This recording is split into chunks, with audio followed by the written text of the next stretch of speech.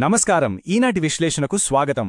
ఈరోజు మనం భవిష్యత్తులో రాబోయే ఒక అతిపెద్ద విద్యుత్ సంక్షోభం గురించి, అలాగే దేశ ఇంధన భద్రత కోసం 70 సంవత్సరాల క్రితమే డాక్టర్ హోమీ జే భాభా గారు కన్న ఒక గొప్ప కల గురించి తెలుసుకోబోతున్నాం.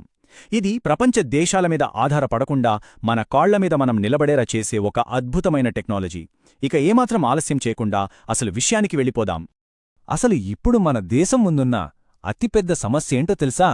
మన కరెంట్ అవసరాల కోసం ఎక్కువగా బొగ్గులాంటి శిలాజ ఇంధనాలపైనే ఆధారపడుతున్నాం. కాని ఆ బొగ్గు ఎప్పటికైనా అయిపోయి తీరుతుంది కదా. మరి అప్పుడు పరిస్థితేంటి? పోనీ న్యూక్లియర్ పవర్ వాడుకుందామంటే మన దగ్గర యురేనియం నిల్వలు చాలా తక్కువగా ఉన్నాయి. మరి భవిష్యత్తు తరాలకు నిరంతర విద్యుత్ ఎలా వస్తుంది? సరిగ్గా ఈ ఆందోళన నుంచే ఒక గొప్ప పరిష్కారం పుట్టింది. The dream and the sanctions.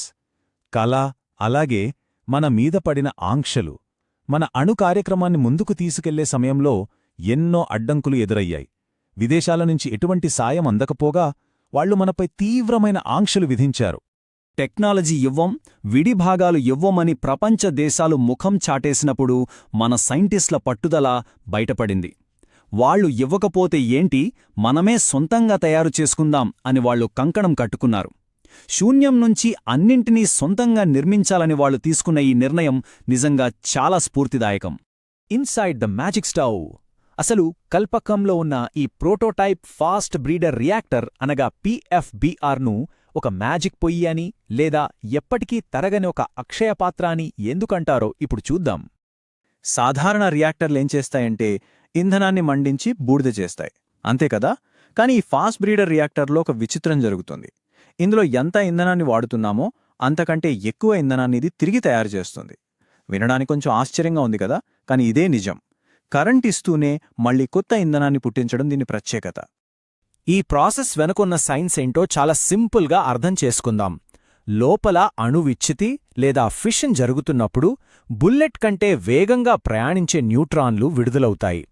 ఈ ఫాస్ట్ న్యూట్రాన్లు చుట్టూ అమర్చిన పనికిరాని యురేనియంను బలంగా ఢీకొడతాయి.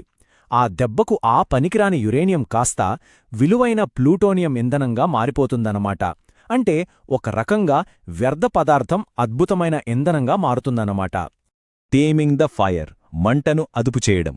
ఈ అద్భుతమైన ప్రక్రియ వెనుక ఒక భయంకరమైన సవాలుంది.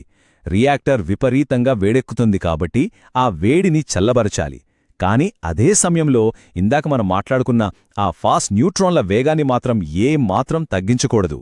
సాధారణంగా రియాక్టర్లలో నీటిని వాడి చల్లబరిస్తే న్యూట్రాన్స్ స్లో అయిపోయి మొత్తం ప్రాసెస్ ఆగిపోతుంది. అందుకే లిక్విడ్ సోడియంను, అంటే ద్రవ రూపంలో ఉన్న సోడియంను వాడాలని నిర్ణయించారు. కాని అసలు సమస్య ఏంటంటే అది గాలి తగిలితే మండిపోతుంది, ఒక్క చుక్క నీరు తగిలినా సరే పేలిపోతుంది. ఒక రకంగా ఇది నిప్పుతో చెలగాటమే. ఇది ఎంత ప్రమాదకరమంటే అమెరికా, ఫ్రాన్స్, జపాన్ లాంటి ఎన్నో అభివృద్ధి చెందిన దేశాలు భయపడి ఈ టెక్నాలజీని సగంలోనే వదిలేశారు. కాని మన ఇంజనీర్లు మాత్రం అస్సలు వెనక్కి తగ్గలేదు. గత 30 ఏళ్లుగా ఎఫ్బిటిఆర్ అనే చిన్న రియాక్టర్ మీద రాత్రింబవళ్లు ప్రయోగాలు చేశారు. సోడియం లీక్ అవ్వకుండా డబుల్ వాల్ పైపులను వాడటం, వాటి మధ్య రక్షణ కోసం ఆర్గాన్ గ్యాస్ను నింపడం, అలాగే లీక్ని వెంటనే పసిగట్టే స్మార్ట్ సెన్సార్లను ఏర్పాటుచేయడం ద్వారా అత్యంత ప్రమాదకరమైన లిక్విడ్ సోడియంను వాళ్లు అద్భుతంగా కంట్రోల్ చేశారు. పాసివ్ సేఫ్టీ ఇదొక కీలకమైన భద్రతా వ్యవస్థ. అసలు అణు రియాక్టర్ అనగానే మనందరికీ కాస్త భయం ఉంటుంది. కాని దీనిలో ఒకవేళ పవర్ కట్ అయ్యి పంపులు ఆగిపోయినా సరే రియాక్టర్ దానంతట అదే గాలి ద్వారా చల్లబడే సిస్టమ్ ఉంది. దీనికి మనుషుల ప్రమేయం అవసరం లేదు, అలాగే కరెంటు కూడా అవసరం లేదు. దీనివల్లే ఇది ప్రపంచంలోనే అత్యంత సురక్షితమైన రియాక్టర్గా నిలుస్తుంది. Forging the unforgivable. విదేశాల నుంచి కనీసం ఒక చిన్న పిన్ను కూడా దొరకనటువంటి పరిస్థితుల్లో ఇంతటి భారీ నిర్మాణాన్ని మన దేశంలోనే ఎలా సాధ్యం చేశారు అనేది నిజంగా ఆశ్చర్యకరం. 100% స్వదేశీ పరిజ్ఞానంతో మన ఎల్ఎన్టీ, బీహెచ్ఈఎల్ వంటి స్థానిక కంపెనీలు ఈ అద్భుతాన్ని సృష్టించాయి. అణువికిరణాలను వేల ఏళ్లపాటు తట్టుకునేలా కనీసం ఒక్క చిన్న గీత కూడా పడని భారీ స్టీల్ పాత్రలను వాళ్లు ఎలాంటి లోపం లేకుండా తయారుచేశారు. విదేశీ సహాయం కోసం ఏమాత్రం ఎదురుచూడకుండా మన సొంత కాళ్లపై నిలబడి ఈ సంక్లిష్టమైన భాగాలను నిర్మించడం నిజంగా ఒక మైలురాయి అని చెప్పాలి. The ultimate master plan. ఈ రియాక్టర్ ద్వారా 5 లక్షల ఇళ్లకు సరిపోయే 500 మెగావాట్ల విద్యుత్ను ఉత్పత్తి చేయడం అనేది కేవలం ఒక ప్రారంభం మాత్రమే. దీని వెనుక ఎవరికీ తెలియని ఒక అతి పెద్ద మాస్టర్ ప్లాన్ దాగి ఉంది.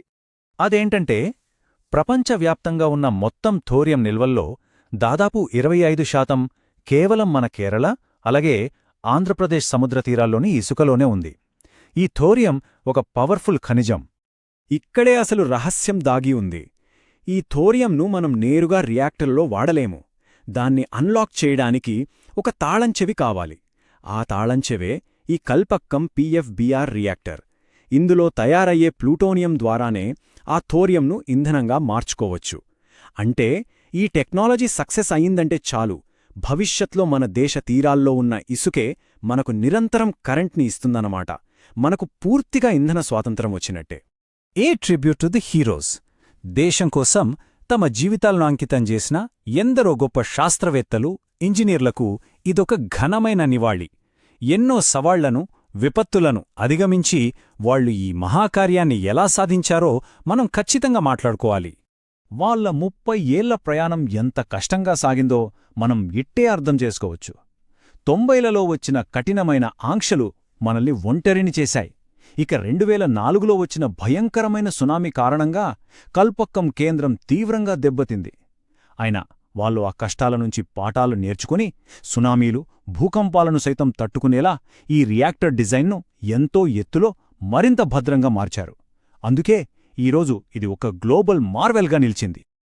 ఎంతోమంది శాస్త్రవేత్తలు విదేశాల్లో ఆఫర్ చేసిన లక్షల జీతాలను వదులుకున్నారు. ఎలాంటి టెక్నాలజీ అందుబాటులో లేకపోయినా 0 నుంచి ఈ సంక్లిష్టమైన ప్రాజెక్ట్ను నిర్మించారు. మన రాబోయే తరాలకు ఎటువంటి కాలుష్యం లేని, ఎప్పటికీ తరగని ఇంధనాన్ని అందించాలన్న వారి త్యాగం నిజంగా వెలకట్టలేనిది. ఈ అక్షయపాత్ర వారి నిస్వార్థ సేవకు ఒక సజీవ సాక్ష్యం. ఇక ముగింపుగా మనం ఒక్క విషయం ఆలోచించాలి. ప్రపంచ దేశాలు దూరం పెట్టినా, కఠినమైన ఆంక్షలు విధించినా సరే, ఏకంగా ఇసుక నుంచి తరగని స్వచ్ఛమైన ఇంధనాన్ని మన శాస్త్రవేత్తలు సృష్టించగలిగినప్పుడు ఇక మానవ మేధస్సుకు, పట్టుదలకు అసాధ్యమైనది ఏముంటుంది? కాలుష్యం లేని, అలాగే ఇంధనం కోసం వేరే దేశాలపై ఆధారపడని మన స్వయం సమృద్ధ భారత భవిష్యత్తుకు ఈ రియాక్టరే ఒక నిజమైన మార్గదర్శి. అత్యంత సంక్లిష్టమైన ఈ సాంకేతికత వెనుక ఉన్న వాస్తవాలను, మన శాస్త్రవేత్తల కృషిని వివరిస్తున్న ఈ విశ్లేషణ మీకు అద్భుతంగా అనిపించిందని ఆశిస్తున్నాం.